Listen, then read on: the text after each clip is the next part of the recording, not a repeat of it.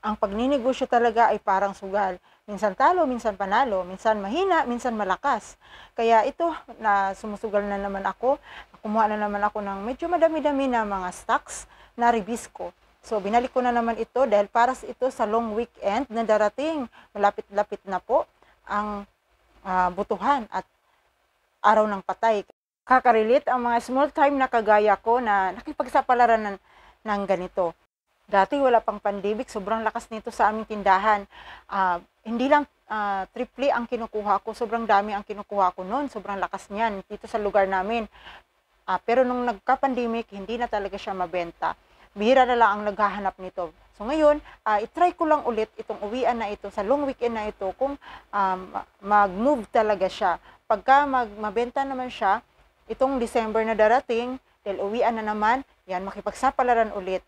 So, sana naman mabenta siya, mag-move ito para, kasi hindi ito consignment.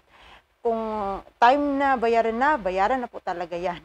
Kaya nga talaga pagka hindi siya mabenta.